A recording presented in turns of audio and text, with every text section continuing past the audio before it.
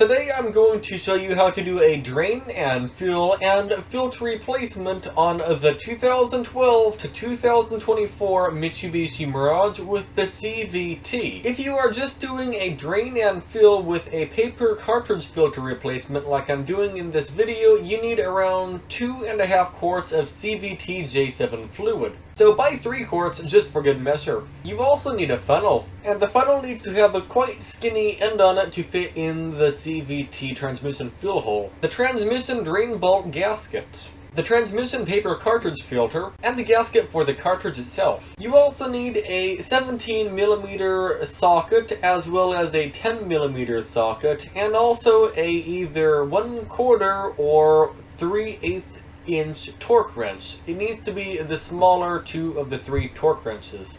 A 1/2 inch torque wrench is too big and will likely not do the low torque we need it to do. You also need a bucket to hold the fluid. Preferably you can get a tarp or something to lay on, because you're going to most likely spill fluid everywhere because you're working on the car. That's just how things are when you work on a car. Plus, it's easier to slide around under the car on a tarp than it is on concrete, so that's also a nice benefit to having a tarp. And also bring out a roll of paper towels, because you're going to need probably the entire roll. Maybe not, but very possible.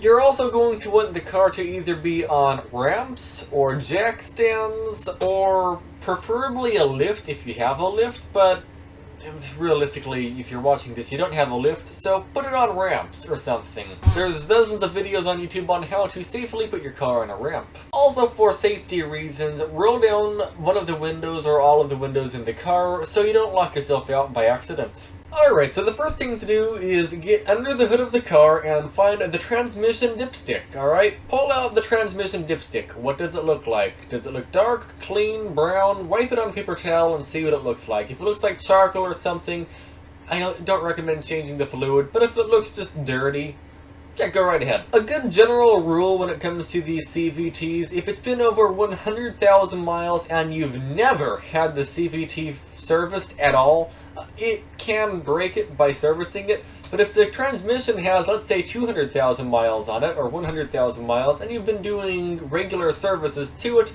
there's absolutely no harm by changing the fluid.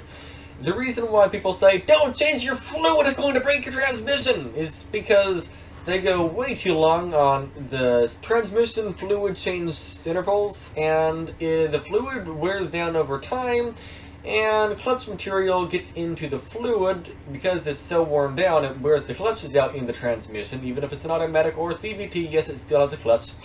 And what happens is the fluid ends up basically turning into a clutch and helping the transmission shift or engage. But if, for example, you've only gone like 50,000 miles on the fluid, it's fine. If you've gone 100,000 miles, it's getting iffy. Just look at the fluid. If it looks like a black charcoal or something, don't change it.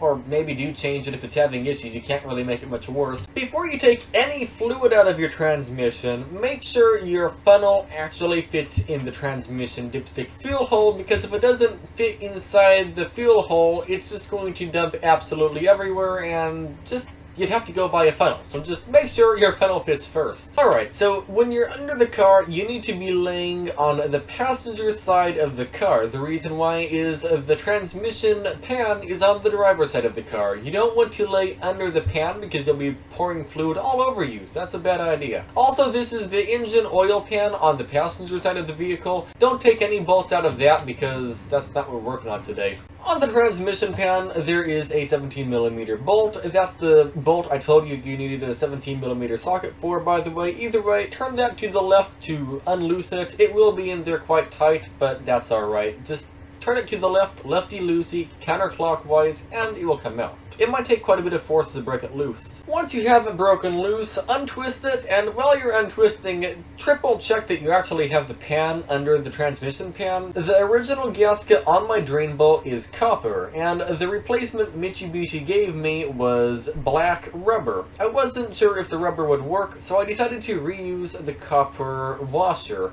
If you're going to reuse your washer, make sure the washer is extremely extremely clean, and be aware if you reuse it, it's not supposed to be reused and it might leak very slowly. To torque down the drain bolt, you need the torque wrench and torque it down to 25 foot-pounds. When the torque wrench either beeps or clicks, that means it is at 25 foot-pounds. Beware! If the torque wrench just keeps on turning and turning the bolt and it's getting very, very tight and you think it's getting too tight, just stop and see if it leaks. The reason why is, it's possible your torque wrench just isn't working. I've had this happen before and I've stripped out bolts because of it. It just never clicked and I ended up just snapping bolts off. So just be careful with that. If it does leak, just double verify your torque wrench is working correctly by, let's say, going and tightening down one of the wheel lug nuts. That's about 90 foot-pounds. So if you have it set to 25 foot-pounds, it should go and click without tightening the bolt at all for the lug nut. But again, if you reused the original copper washer, it may still have a slow leak. So real quick, I need to show you where the paper cartridge filter is to replace it. I am laying on the driver's side of the car right where the drain pan is, and next to the driver's side tire you'll see this cartridge up here with one bolt in it. This is the cartridge with a 10mm socket that you need to use. Remember the socket I told you, the 10mm that you probably forgot about? Yeah, that one right there, that's what you need to unbolt that one bolt to take this cartridge out. I found the best position to take the cartridge filter out when laying under the car is this way, behind the passenger and driver's side tire with your head on the driver's side tire area. Basically, you're laying under the entire car. And to take the cartridge filter off, just turn the whole cartridge to the left. And it will turn until it won't turn anymore. Then you just pull it straight out and the filter cartridge will come off. By the way, make sure you have the drain pan right around where your left arm is. The reason why is because there's going to be fluid going everywhere, all down the side of the transmission when you do this. There's no specific area where it's directed, it's just directed everywhere.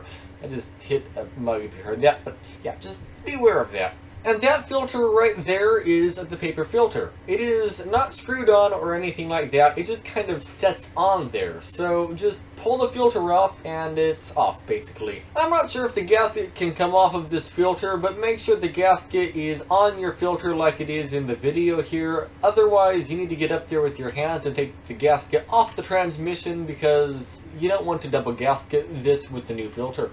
And that's what it looks like where the filter goes, but without the filter in where it goes, and it looks like that. I don't know what to say about it. And to put the filter in, just push it into there, and it should hold itself in there. If it's holding itself in there, you can put the cartridge back over the filter. It's not a bad idea to put some old CVT fluid around the new filter gasket, just like you would do with the oil filter. It can't hurt anything. Also, for the cartridge filter gasket, it's recommended to replace it. It's just this big ring going around it. I recommend replacing it every time, but I did not replace it this time or last time. Definitely next time I'm going to 100% replace it. So to put the cartridge back in, do you see the little lip coming out of the cartridge filter and it has a hole in it where you put the 10mm bolt? So put that over the bolt it's hovering over right now. And then push down. Alright, make sure it is pretty much rubbing up against that bolt. And once it is pushed in as far as it comfortably wants to be pushed in, turn it to the right. And turn it until the hole on the cartridge meets the hole where you screw in the bolt, if that makes any sense. Do what I'm doing on screen, basically. And yes, it does take some struggling to get it to do what you need it to do, but you can do it. Just tinker with it for a while, but you will get it lined up, probably. And the 10mm bolt that goes on the housing is held in with around 5 foot-pounds of torque. So preferably you measured how much fluid you took out. That makes it easier. I didn't, and I accidentally put like 1 quart way too much fluid in. I put 3.5 quarts of fluid in, which is normally what you would do if you dropped the whole entire pan and did an entire transmission service, including replacing the pan filter, including the magnets. We didn't do that on this service specifically, so we just did a drain and fill and replaced the paper filter. And because of that, I had like 1 quart of fluid still in the pan, so I had to drain out about 1 quart of fluid until I had around 2.5 quarts of fluid I added in total, and that was about right on the dipstick. So put about 2.5 quarts of fluid in it if you did the service like I did, then start the car up, check for leaks, then go from park to reverse to neutral to drive sport, then to low gear, just to make sure the fluid is all the way through the transmission, and then put it in park, again, check again for leaks, and then take it for a short drive. You want to get the transmission up to temperature, so like 170 degrees roughly, and check the fluid on the dipstick with the engine running either in neutral or park. One of the 2 gears like that. If the transmission is at 120 degrees Fahrenheit, the fluid should be right around the second of the third lines, so the low end of the hot section. And if the transmission is at 170 degrees Fahrenheit, it should be at the third line. And if it's above 170 degrees Fahrenheit, it will be higher than the third line. That's alright. Basically, just drive your car around at like 50 miles an hour for a few minutes, like 20 minutes, 10 minutes, and check your fluid. If it's somewhere between the second and third line, it's good enough.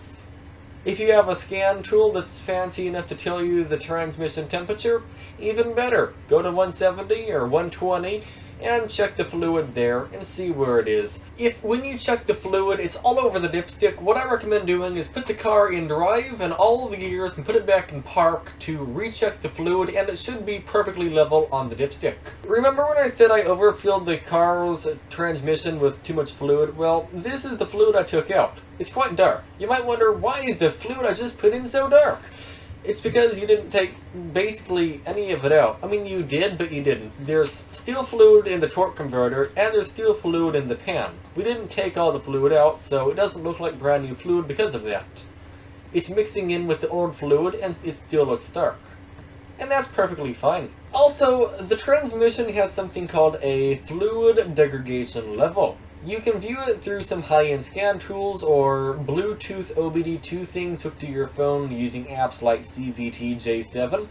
And basically what that means is the transmission, when it gets warm, it adds degradation to that number, and roughly every 100,000 degradation you're supposed to replace the fluid, which for me is like 20 to 25,000 miles. You don't need to reset the degradation, but it is recommended as the transmission can change how it works for older fluid, and it might act a bit funny with the new fluid. I recommend changing your transmission fluid every 20 or 25,000 miles, and I'm talking about a drain and fill, including the paper cartridge filter, and then every other fluid change, so every 50,000 miles, do a drain and fill, take the pan off, clean the magnets, and change the pan filter, as well as the paper cartridge filter as well. It's a little bit more of a labor-intensive job, but it's not really much harder than what you already just did. Also that in the future when I need to do that service, but for now, this is all I'm doing. Thank you for watching, and have a great day.